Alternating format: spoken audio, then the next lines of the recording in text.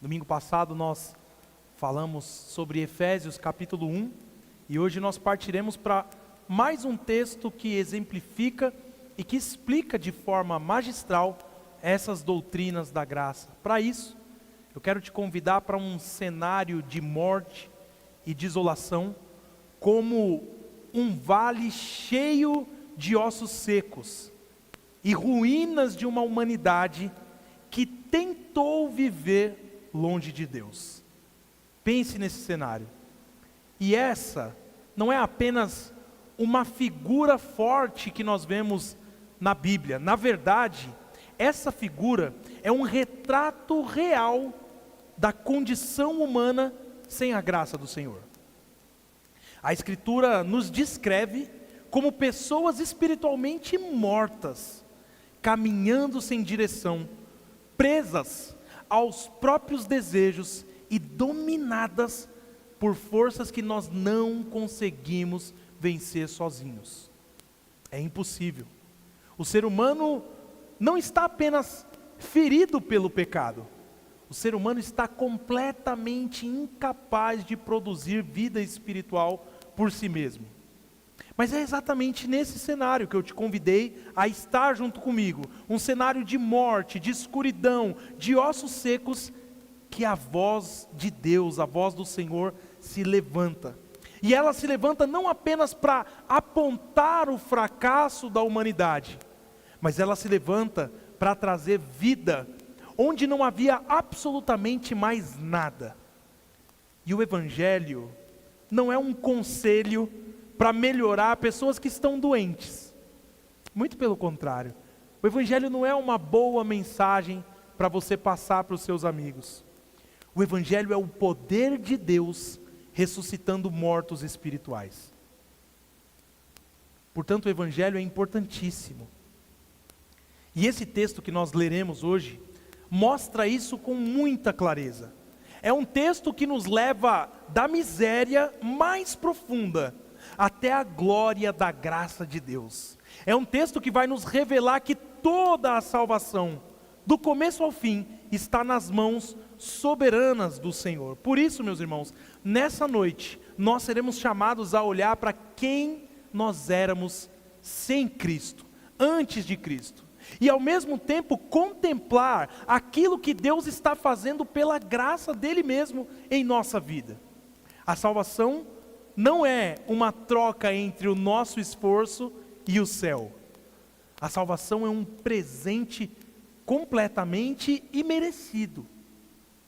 Algo que nós não fizemos por onde. A salvação é algo nascido da misericórdia de Deus, de um Deus que é rico em amor e graça. Por isso, ao abrirmos esse texto, nós veremos que Deus não apenas perdoou os nossos pecados. Deus fez muito mais do que isso. Ele nos uniu a Cristo, na vitória de Cristo sobre o pecado, sobre a morte, sobre todo o caos desse mundo. Por isso, o tema da nossa mensagem de hoje é do caos à vida, a depravação humana e a vida que vem pela graça. E o resumo da nossa mensagem é que a salvação é a obra da graça de Deus que dá vida aos mortos.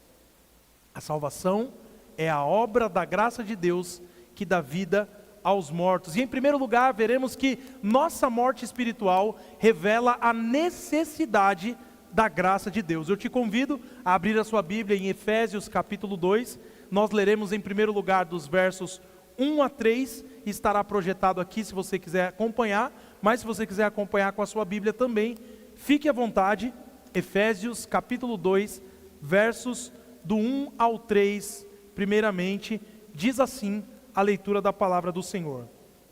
Ele lhes deu vida quando vocês estavam mortos em suas transgressões e pecados, nos quais vocês andaram no outro tempo, segundo o curso deste mundo, segundo o príncipe da potestade do ar, do espírito que agora atua nos filhos da desobediência.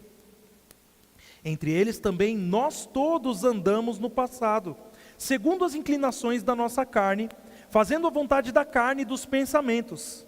E éramos, por natureza, filhos da ira, como também os demais. Até aqui esse trecho da leitura da palavra do Senhor.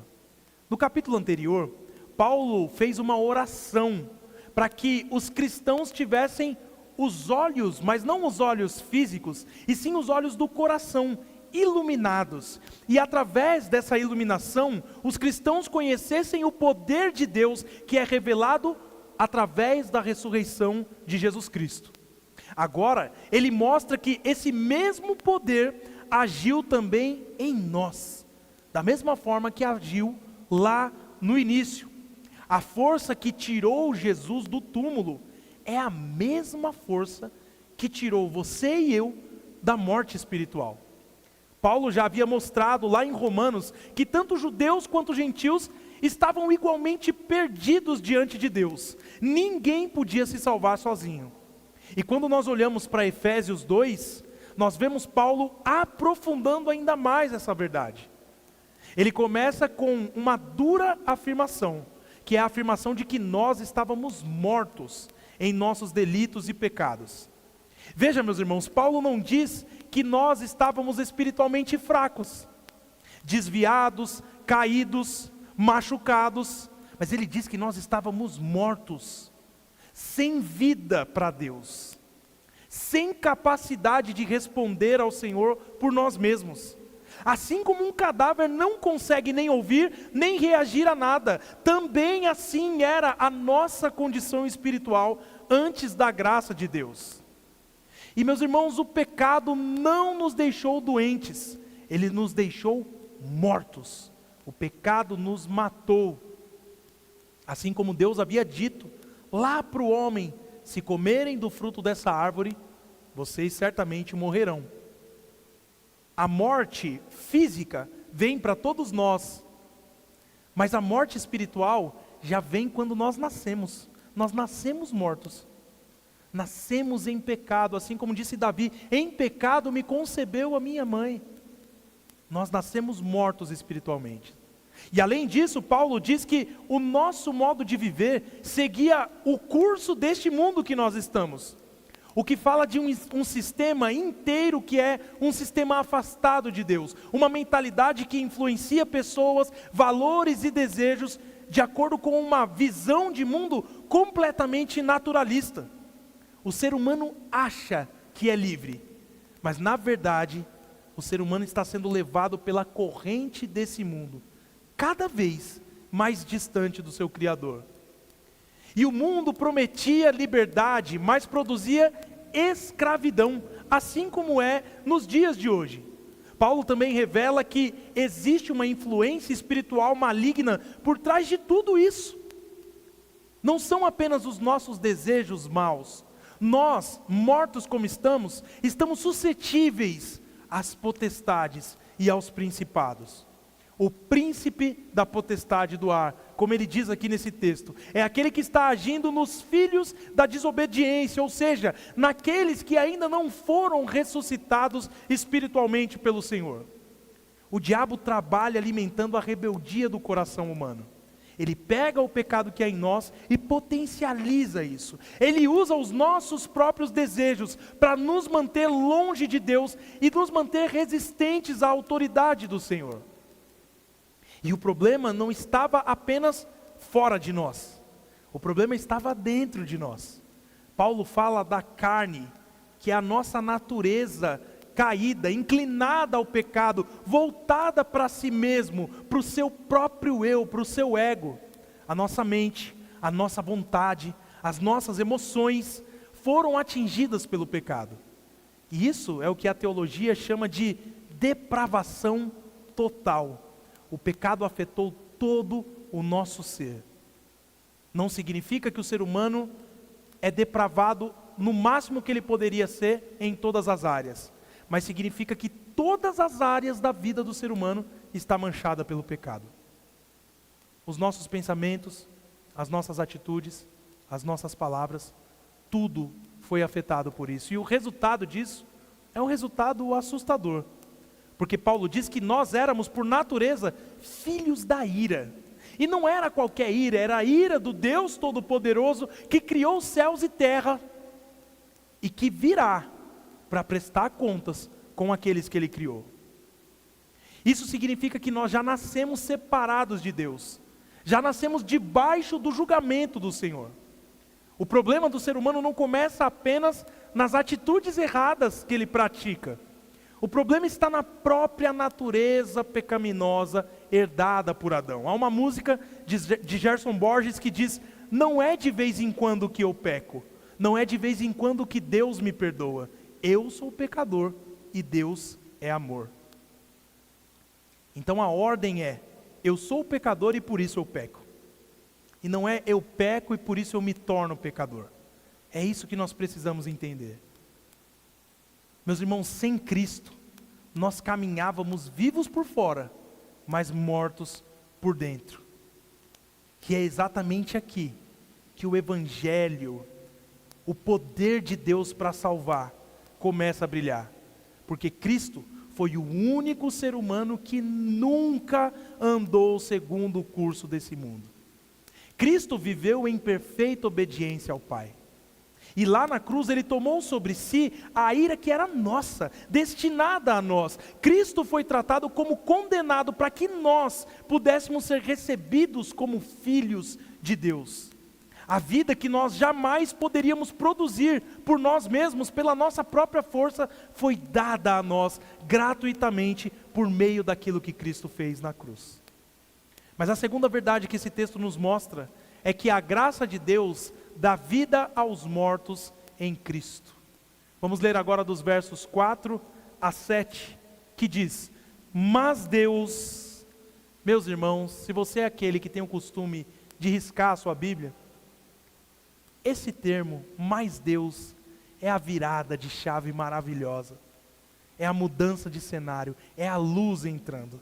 Mas Deus, sendo rico em misericórdia, por causa do grande amor com que nos amou, e estando nós mortos em nossas transgressões, nos deu vida juntamente com Cristo. Pela graça vocês são salvos. E juntamente com Ele nos ressuscitou, e com Ele nos fez assentar nas regiões celestiais em Cristo Jesus. Deus fez isso para mostrar nos tempos vindouros a suprema riqueza da sua graça em bondade para conosco em Cristo Jesus. Aleluia! Esse texto é maravilhoso, meus irmãos. Paulo, depois de mostrar a profundidade da miséria humana, nos primeiros versículos do 1 ao 3, aqui ele apresenta uma das expressões mais poderosas de toda a Bíblia. Mas Deus.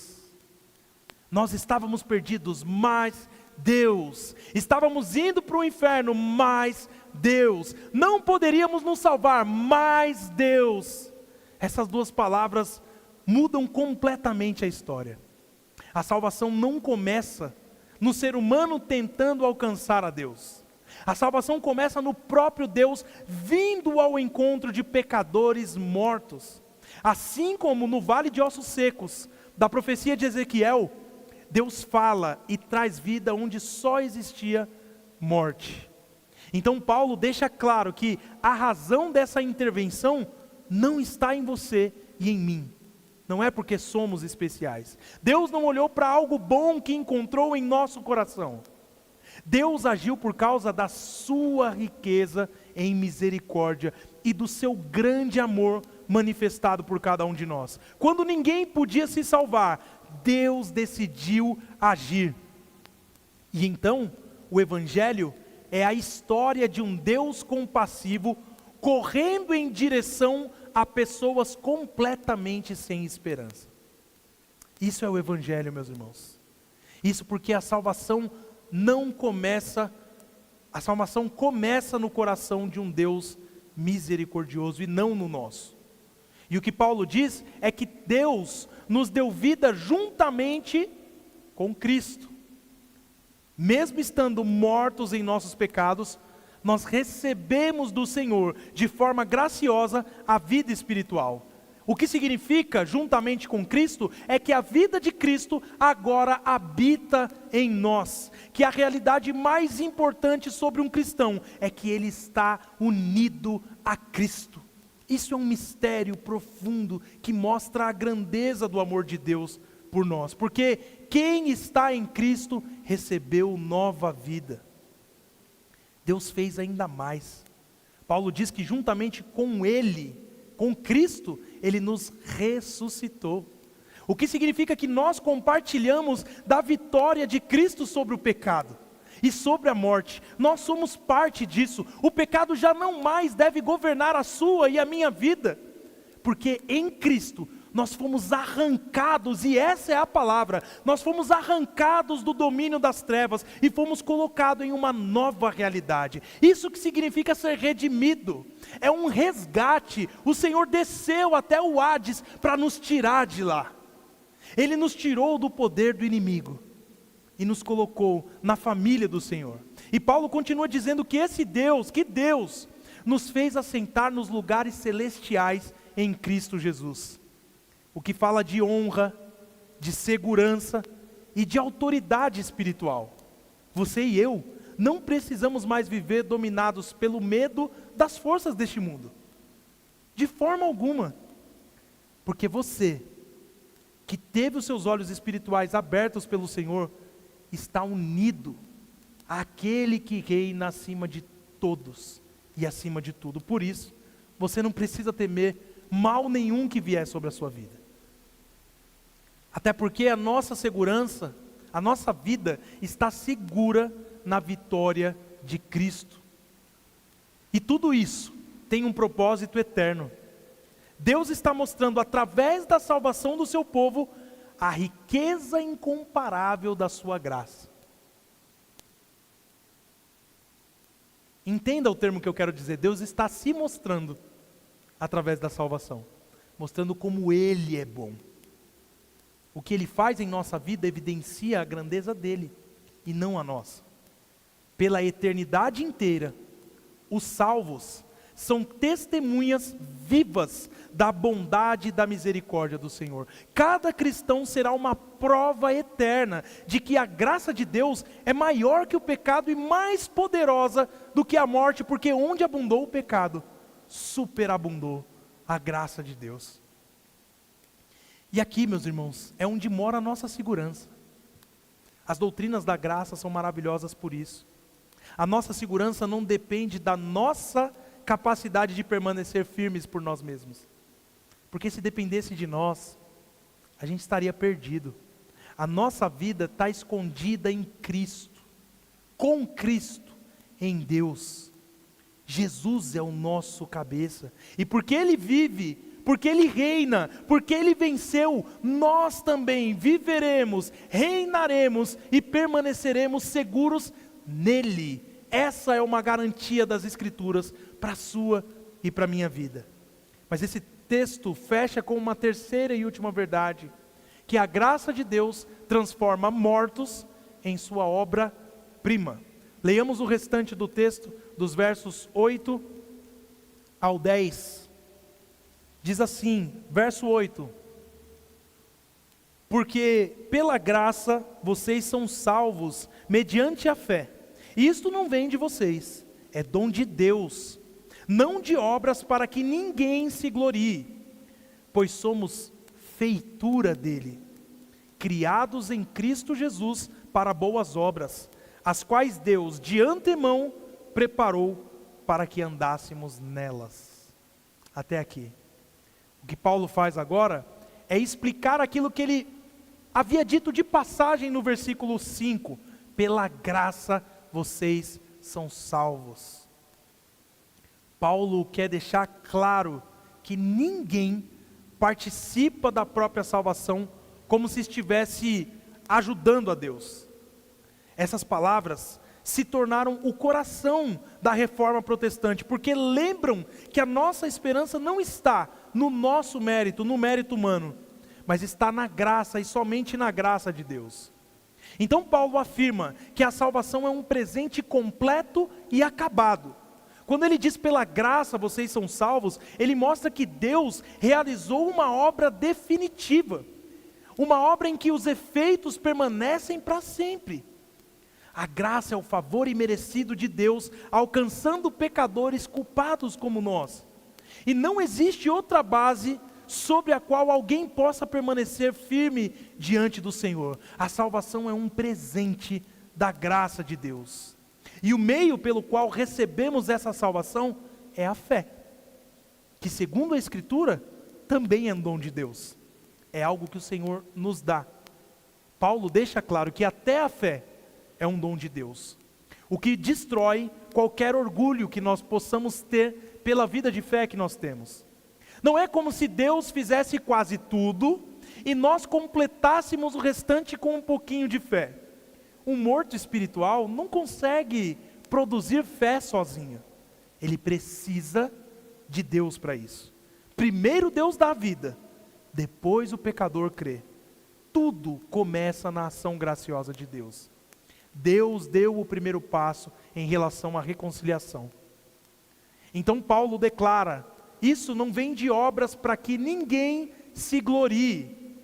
No céu, quando estivermos na presença do Senhor, ninguém vai exaltar a si mesmo. Eu estou aqui porque, olha, eu ralei, hein, Senhor? Isso não vai existir. Toda a glória será dada ao Cordeiro.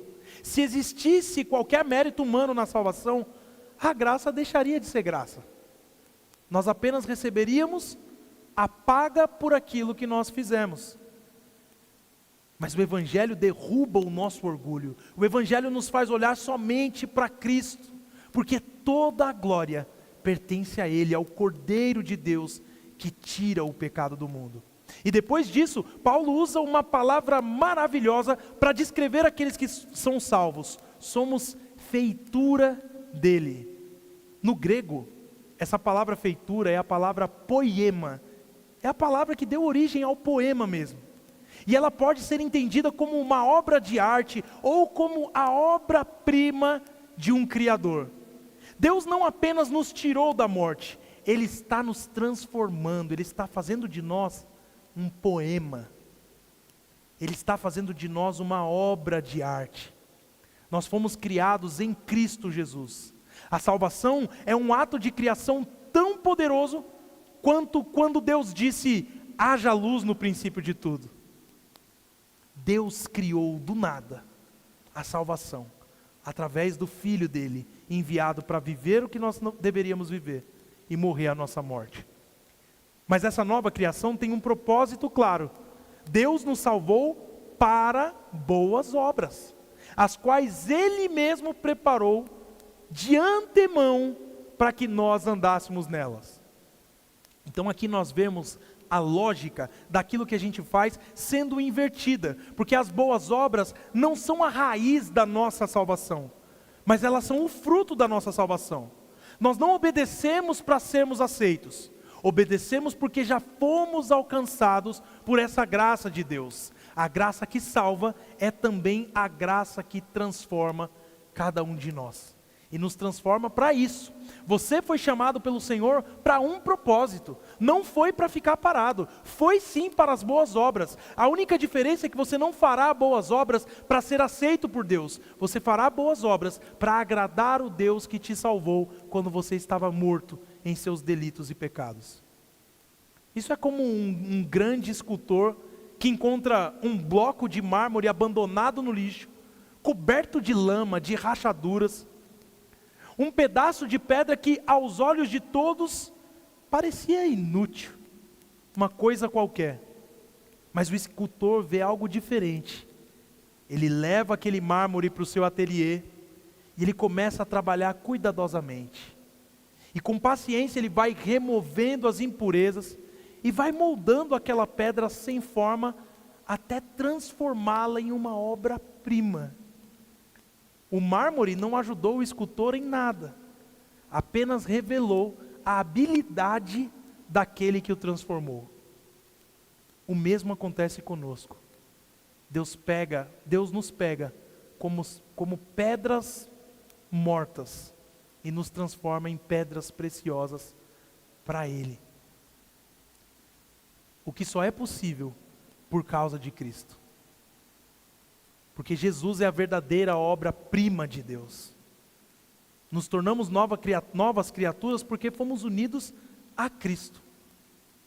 Por isso, as boas obras que aparecem em nossa vida são reflexo da perfeita obediência de Jesus trabalhando em nós. É Cristo quem nos salva, é Cristo quem nos sustenta, é Cristo quem nos transforma. E Ele faz tudo isso para que a nossa vida evidencie a glória do Pai. Por isso, meus irmãos, eu quero concluir te convidando, em primeiro lugar, abandone todo o orgulho da sua vida. A salvação é um milagre de ressurreição. Deus nos tirou da morte espiritual. Deus nos levou para a vida em Cristo. Se estávamos mortos e foi Deus quem fez tudo, então não existe espaço para arrogância, não existe espaço para superioridade espiritual. Existe apenas gratidão.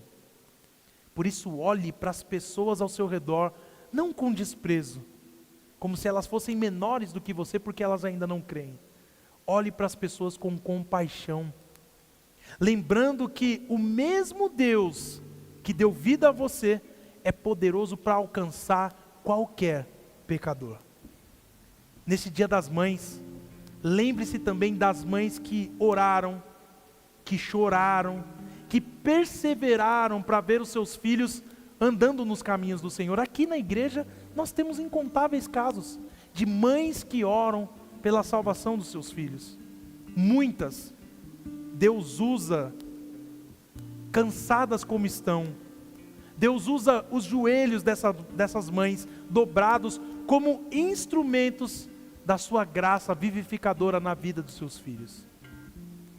Em segundo lugar, descanse na graça de Deus. Se foi o Senhor que começou essa boa obra, que fez tudo isso em você, que te transformou em uma obra-prima, você acha que Ele é capaz de abandonar aquilo que Ele começou? Aqui, meus irmãos, nós enfrentamos lutas, nós enfrentamos tentações, nós enfrentamos medos, mas nós sabemos que estamos unidos a Cristo. Por isso, lembre-se que a sua posição não depende da sua força, mas depende da vitória de Jesus. Não viva dominado pelo medo do fracasso. Viva confiando na graça que te sustenta, não somente aos domingos, mas que te sustenta todos os dias da sua vida. Assim como uma mãe segura a mão de um filho para que ele não caia, Deus segura os seus filhos com uma fidelidade infinitamente maior e jamais os abandona. E por fim, viva para a glória de Deus. Você foi salvo para andar de uma maneira nova. Abandone a vida antiga, abandone os hábitos antigos. As boas obras não compram a salvação, mas elas revelam que a graça de Deus já transformou o seu coração. Por isso, sirva, ame, perdoe, use os dons que Deus te deu para abençoar outras pessoas. Que a sua vida seja um testemunho vivo dessa graça do Senhor. E que cada pessoa que olhar para você possa ouvir, através das suas atitudes, esta verdade: eu estava morto, mas o Deus rico em misericórdia me deu vida em Cristo. Queridos, Deus nos salvou para algo bem maior do que qualquer coisa que nós podemos almejar nesse mundo. Deus nos salvou para uma vida eterna. Por isso, nesse momento que nós cantaremos, pense nisso. Pense para o que você foi feito. Pense de onde Deus o tirou, para que isso seja maior do que as angústias do dia a dia e te dê forças nas lutas da sua vida.